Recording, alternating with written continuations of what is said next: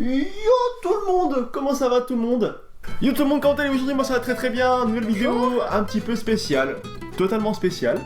On va pas rentrer dans les détails, mais on part sur nos pires moments.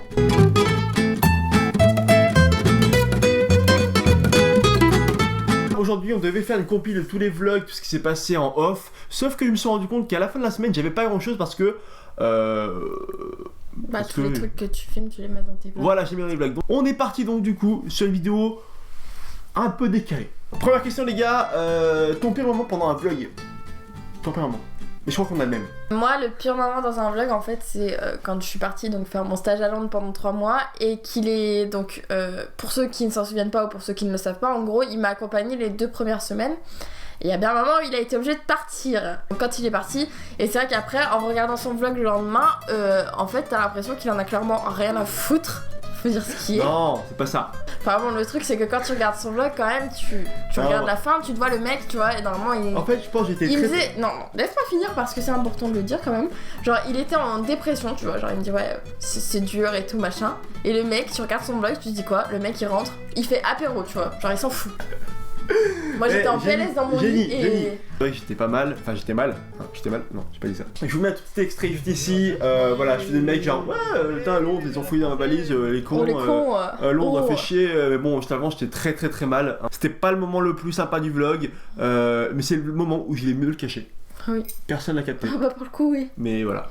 Seconde question, ton pire moment pendant un voyage?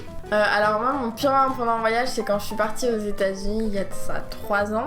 Quand t'arrives aux États-Unis t'es obligé de passer les douaniers et donc t'es obligé de donner tes empreintes et de faire prendre en photo. Quand t'arrives dans un nouveau pays t'as une énorme queue à faire pour passer les frontières etc. Et c'est extrêmement long et extrêmement chiant. En fait, j'ai un petit problème au niveau de la régulation et que je fais énormément de malaise quand il y a beaucoup de monde, beaucoup d'attentes, que je suis longtemps immobile.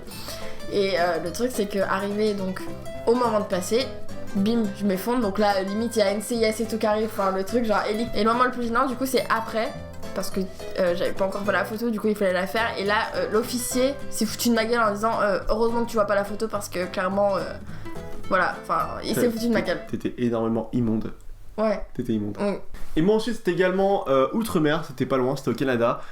C'était en 2008, j'avais fait en 2008 le tournoi des Pee-Wee, donc c'est un tournoi international de hockey qui réunit plein d'équipes partout dans le monde. On était logés par une famille canadienne au Québec, enfin oui, dans le Québec. Hein. Pourquoi tu rigoles? T'es logé par une famille canadienne au Canada Au Québec, pas pareil, j'ai dit Québec. C'est au Canada. Oui mais d'accord. J'étais un petit peu mal parce qu'en fait cette famille était très gentille, ils nous ont fait découvrir le Canada pendant ces 2 semaines en jour off.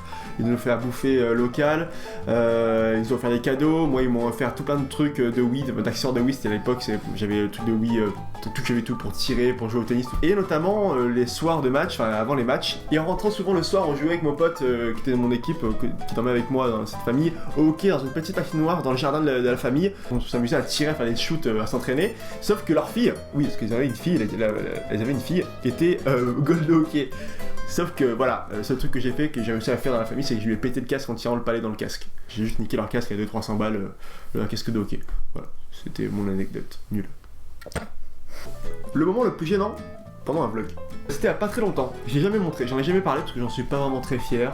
C'était vraiment un grand moment de solitude pour moi. C'était simplement dans un... j'allais dire un subway, non c'était dans un métro. Ouais, parce que je suis un peu américain. Un métro lyonnais en fait, j'aime bien faire des petits plans comme ça de coupe où je filme les gens sans vraiment... Enfin une foule de gens pour, voilà, pour donner un petit peu une petite émotion, de la musique, tu vois. Et j'ai un petit peu trop filmé un mec qui était devant moi, qui était assis devant moi. Il l'a vu. Il a vu que je filme pendant 30 secondes en mode insistant, tu vois, je voulais faire un long plan, j'avais une idée de plan. Sauf que le mec, il s'est levé, il est venu devant moi, il m'a dit ouais, pourquoi tu me filmes? Bah en fait je fais des vlogs, je sais pas trop quoi dire, donc du coup le truc c'est que je lui ai dit concrètement je fais simplement un petit plan de coupe pour une vidéo, voilà sur YouTube. Il fait non moi je vais pas être sur YouTube et tout, tu me montres absolument ce que tu fais. Et le mec il parlait fort, donc du coup tout le monde était au courant de ce que je faisais dans la rame de métro. Donc autant vous dire que j'étais une petite merde à ce moment-là et que j'ai fait oui monsieur, il m'a demandé de supprimer le plan, du coup j'ai fait oui monsieur. Moi mon moment de gêne, je pense en fait c'est pas un moment de gêne en soi, mais enfin si c'est gênant, enfin... C'est constant. Ouais, c'est constant, c'est quand tu vlogs en fait en public, genre les gens ont pas l'habitude de voir des ouais, c'est pas des comme gens à Paris, avec des caméras. C'est pas comme à Paris. quand je fais des plans, t'es jamais très très sereine, quoi. Tu t'es jamais très naturel. Bah, puis encore plus depuis quelques temps où j'essaie vraiment de m'effacer de tes vlogs parce que quand j'ai vu. Il y a des gens qui sont hyper à l'aise devant la caméra. Moi, à la base, je suis timide donc c'est vrai que. Ok. Attends. C'est une réponse justement à ce fameux commentaire donc. Voilà, c'est un signe. Ah ouais, ça va. Et c'est vrai que le regard des gens me dérange assez. Et le fait d'être filmé en permanence, d'avoir le regard des gens en plus, d'être dans la rue, etc. C'est vrai que j'arrive pas à être naturel Voilà, en fait. c'est ça. C'est pas que je fais la gueule Au ou quoi, fur et à c'est que je mesure, peux tu pas le être prendras. naturel et que j'ai ma timidité qui reprend dessus. Donc forcément, je vais pas trop parler, je vais pas réussir à sourire, je vais pas réussir à être drôle parce que je suis gênée et. T'es complexé, voilà. Et Ok, quand t'es d'accord. Non, complexé, voilà. c'est comme Simplement ça que quoi. vous sachiez un petit peu comment ça se passe Voilà. et comment on est. Mais on est très naturel. Et après, si tu Et voilà, disparais et de mes surtout, vlogs, il y aura moins de naturalité, j'allais dire. On sera moins naturel. Ensuite, question un petit peu plus dans le vif du sujet, un petit peu plus chelou. Un moment surnaturel. Grossièrement, quand j'étais plus jeune, j'habitais dans une maison. Bon, ça commence comme ça, toujours les trucs comme Mais ça. ça. Une chaise qui tourne, comme tout le monde a une chaise voilà, qui tourne, une chaise de bureau. Sauf que je sais pas vraiment, mais je pouvais passer 3-4 fois dans la journée en fait, sans toucher ma chaise, et en fait elle tournait. Et un jour, je me suis déjà fait la réflexion, c'est vrai. Et Chelou. ouais, un jour, je l'ai laissé comme ça. Et je suis revenu je suis revenu plus tard et elle avait bougé. Donc je sais pas si la chaise avait un défaut, elle bougeait toute seule ou quoi, ou mon frère à côté passé, ou mon père, ou mon. Bref, je sais pas. Mais en tout cas, il s'est passé un autre truc. C'était 2 jours avant que je parte de cet appartement à Marignane. Et 2 jours avant, il me restait simplement mon matelas par terre comme un petit pauvre de la vie. Et j'avais mon matelas qui était posé simplement à côté d'une prise électrique. 2 jours avant, je me réveille en sursaut dans la nuit et j'avais complètement le souffle bloqué comme si quelqu'un m'appuyait ici. Après, t'as la paralysie Oui, du sommeil. ouais, voilà, aussi. il y a la paralysie du sommeil. Mais ça me l'a plus jamais Ouais, fait, c'est donc bizarre je que ça comprends te l'ait pas. refait. Et je me suis dit peut-être que c'était un arc électrique, je sais pas, j'ai suffoqué peut-être. J'ai aucune idée, tu vois. Un arc électrique. Autour de la vidéo trop tôt. Tonton Oui, allez, on est dimanche, c'est le matin. Bah, moi c'était il y a pas longtemps. Ah oui, c'était il y a 2 semaines. Grossièrement, il y a 2 semaines, on a suivi Guillaume et Marie pour. Non, pas dire Fun Radio, pas du tout. Pour Radio Scoop en fait, à Exalto à côté de Lyon. Et, Ils ont organisé une soirée paranormale au sein du Laser Game, donc c'était très noir, c'était très lugubre, tout ça. Et nous, on était spectateurs derrière en fait. Et il s'est passé un truc un petit peu chelou. C'est important aussi que vous compreniez que nous, honnêtement, on est les premiers sceptiques sur ce genre de truc. On n'y croyait absolument pas. Donc cette journée, je l'ai pas vlogué. Je ne sais pas pourquoi j'ai pas vlogué, mais j'ai pas vlogué cette journée. Et en fait, donc du coup, on s'est posé ici dans cet endroit. Le médium a parlé en antenne avec Guillaume et Marie. Il leur a révélé des trucs sur leur vie qui étaient totalement vrais. Mais ça, on était un petit peu sceptiques parce que on s'est dit peut-être que le mec. Donc en direct, voilà, il a dit des trucs sur Marie, sur Guillaume, voilà, que les gens pouvaient savoir, enfin, on pouvait qu'on aurait pu deviner. savoir. Mais Sauf en que off. En off, il a dit des choses. Manon parlait à Gwen et moi je me suis approché de Guillaume et de Guillaume, Marie et cette fameuse personne et il me dit ouais derrière la fille blonde, en parlant de Manon en la pointant du doigt, elle est venue avec quelqu'un. Donc là oui je dis bah oui elle est venue avec moi, enfin c'est moi. Elle fait non mais quelqu'un qu'on voit pas. Parce que oui, cette personne voit les morts, de toute façon on vous l'a pas dit, il voit les personnes mortes. Moi je l'ai pas dit à Manon pour pas l'alerter, pour pas lui faire peur parce que bon, moi, elle était pas très sereine dans ce milieu-là. Mais pour tout vous dire, quand même, on va se mettre là, j'ai mis quand même ici 2-3 photos que j'ai pris en genre mode selfie, genre oh trop drôle, je mets des photos sur Twitter, mais en fait c'était pour voir s'il y avait pas quelqu'un derrière en fait. Voilà, je vous dis qu'il a seulement comme ça. En off, donc Thomas me le dit pas, etc. Et donc là, l'antenne reprend et il y a une meuf à un moment qui dit bon alors, est-ce qu'il y a des fantômes parmi nous, etc. Bah là, il me regarde et il dit oui, la jeune fille blonde là est venue accompagnée de quelqu'un. Donc il redit la même chose qu'il a dit à Thomas en scred, etc.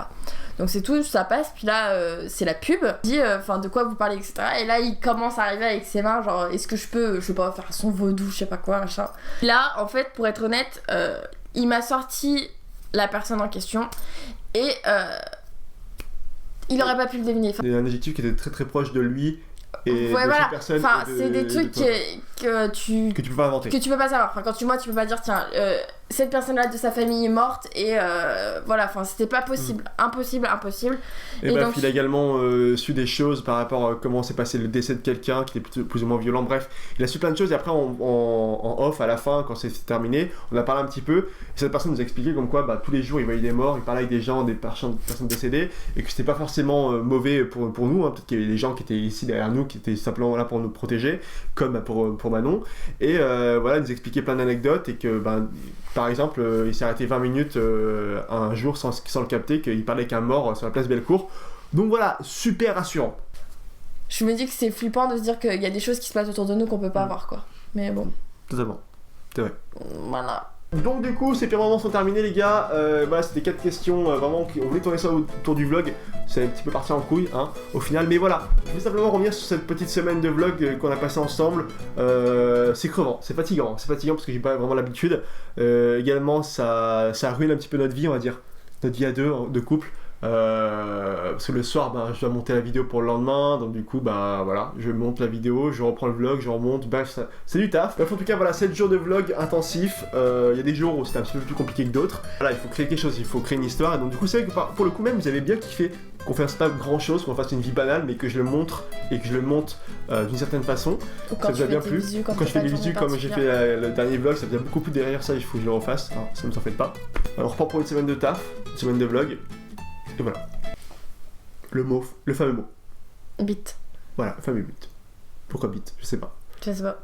Mais les gens vont dire qu'on est vraiment chelou. Bite d'amarrage de bateau.